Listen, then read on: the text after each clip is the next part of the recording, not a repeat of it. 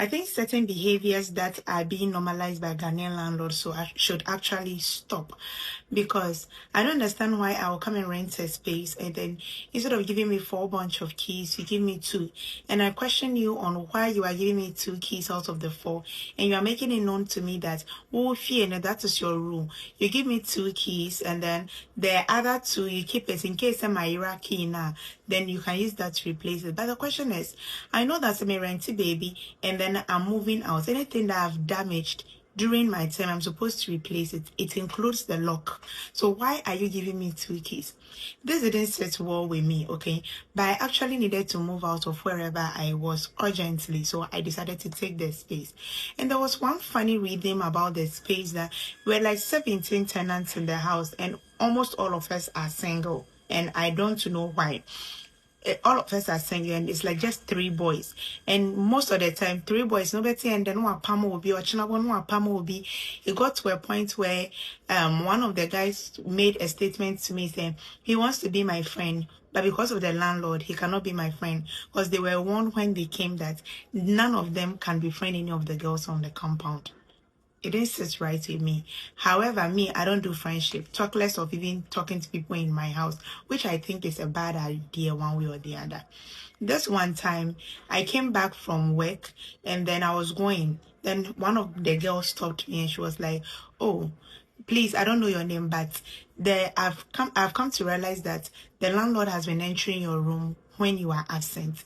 And I'm like, entering my room? Said yes. It hasn't been the first, second, or third, so I should be vigilant. I said okay. So I put a camera. I saw the camera on top of my fridge. It looks like a cap. So I placed the camera there. There was just one time I was at work and then I got a notification that somebody has entered. So I checked the camera and it was the landlord. He went straight into, it's a hall and chamber. He went straight into my bedroom. I did not understand what he went to do there. So the second day, I decided to get an extra camera and put in my bedroom as well. I got a notification again, and then he entered the room, and to my surprise, this man goes into my room, search through my things, pick my undies, and sniffs them. It wasn't a joke, and it wasn't funny. Funny of all that is, he is a pastor. So I was wondering why that behavior. He isn't married. He doesn't have kids. He stays alone as well. So like it wasn't sitting right with me until I decided to confront him. I think this video is going to be too long, so I'm going to do a part 2 of it in the evening. So I decided to confront him, okay? Please, prior to this, when I came and he gave me the 2 keys, I thought it wasn't sitting right with me. So I told my boyfriend that I wanted to change the locks. I got a carpenter and everything. And then this man was like, he has sanctified his house, so we cannot let anybody change the locks or anything. No one touches anything in that place. You cannot even do wallpaper on the wall. He said he had a solid reason why everywhere is white. We cannot do anything. And if you are having any issue with plumbing work, your cabinet, he has his own carpenter that will come and fix it for you. Nobody from outside can come and do it. Okay. So I decided to confront him. And then, just like me going all the way to the top by myself, I decided to catch the lady who informed me about the whole thing earlier. So I went to confront this lady, and I went to the lady and I was like, oh, I have video evidences of the man entering my room and this is what he's doing.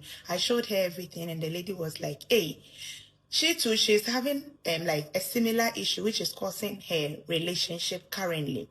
This is the reason why she has decided to like help me so that I can help her out.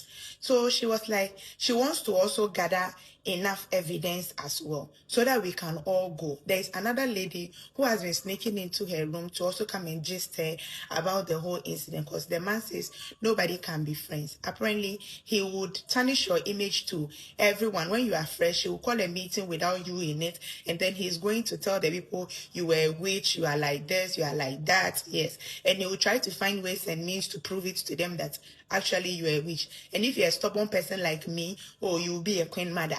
So everybody is going to be like, oh, you are a witch. Okay. Then they will avoid you. So we don't talk to each other. Though we are Gen Zs, no, we don't talk to each other. No problem. So I told her that I would wait because I went to tell her the thing on Thursday. I think Thursday, yes. So I told her I am going to wait for her so that Sunday, Friday evening, made 1 a.m. Then my phone started buzzing. I picked the call because the call kept coming through. Then like I took my phone and then I put the phone on loudspeaker and then I heard, Vera, I need to pray for you. And I was like, please, who is this? Then he said, this is Pastor M. His name is M. I'm not going to mention it. He said, I want to pray for you. And I was like, by this time, okay, what is the problem? He said he has had a revelation about me and I've had an accident and he wants to pray for me. And I'm saying, okay, I am on the phone. He said, no, I should come to the top because he's also about to have his midnight prayers and it works better. And I'm like, no, I am not coming to the top. Just pray for me on phone. Then he said, okay, then there's no need spoiling my sleep. He would rather just pray for me without having to. And I said, so if you can pray for me, why then do you have to call me? He said he wanted me to come and intercede for myself. I was like, no, I am not coming. So I hung the call up and I went back to bed. So I gathered that as the second evidence of whatever I had. So I went back to the lady in the morning and I told her, that was on Friday, and how do you call it, Saturday. I told her that this is what has happened again. That was when the lady also came up with some screenshots from the third lady, okay? And in the chat, the third lady, it was like, Onene, I have something to do. And the man has promised her free rent. Apparently, he sleeps with the girls and then tell them you will give them free rent for the next year when they are in. So right now, he's like, the girl has gotten pregnant and is threatening the girl to abort it. Either than that, he's going to like cast her out and a lot of things. So the girl feel like she hasn't been treated properly, and her boyfriend too has found out and they've broken up. Adani Bebre issue. So the lady was like, this is another evidence from the other person so that we can go and accuse him. We can go and report him.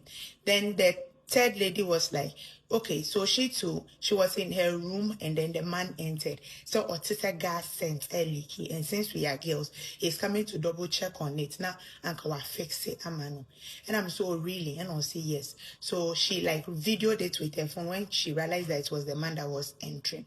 So when the man entered, no, or checking in gas name, and then the man was like, hey, why do you always wear these nika things in the house and spanked her? And she was like, oh, Daddy, why? I was like, no, Akwalaya idea was so what don't do that. You are in a pastor's house.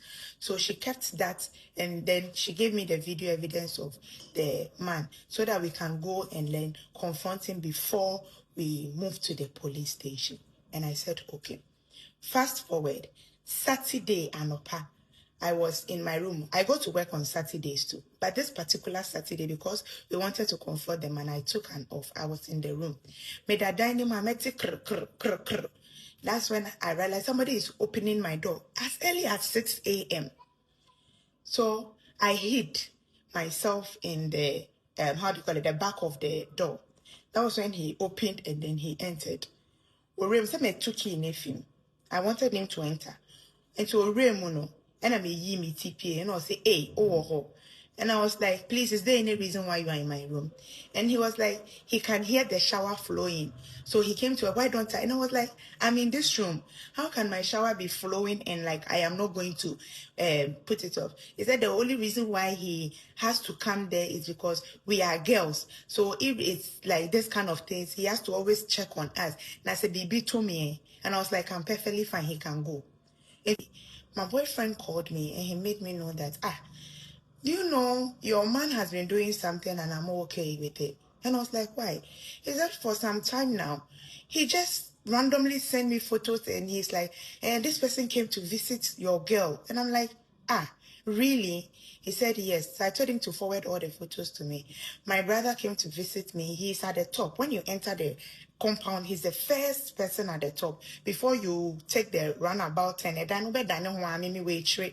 So he takes pictures of everybody that is coming to visit someone.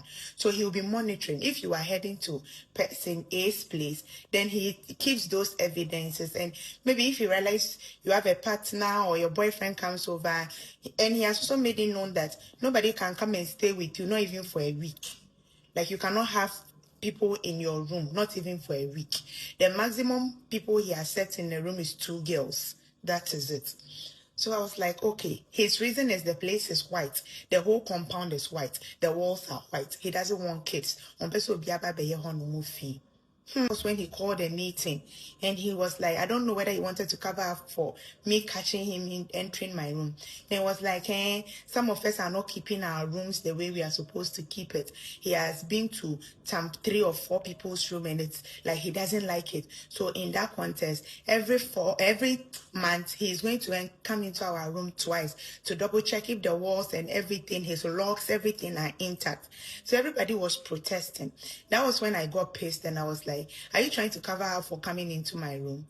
Then he said, what do I mean by that? And I was like, this is a video evidence of you in my room. Why do you enter my room when I am not around? Then he made the same excuse that I have been leaving my tap on. He has even told the other guys that this is what has been happening. And they all were like, but you two, why do you leave your tap on? I was like, so you guys actually believe I leave my tap on? I don't leave my tap on. Then I showed the other video of the man sitting in my room sniffing my undies. That was when the other lady too spoke up, and then the third one also spoke up, and then the woman knowing there is a fourth one also in the house that he is ejecting from the house, and she also spoke up. Now the only guy that was left in the house was like, so the only reason why you are allowing girls in your house is because you want to have something to do with them. So the guy was like, no, if this is the whole issue, then on a police station. So we all went to the Agbogba police station to report the issue, and then they came for the man. The reason why I am sharing this is maybe somebody is going to be oblivious like me, and you go to a space, regardless of how stranded you are, please, I beg you, a house that the landlord is in and is single, avoid it.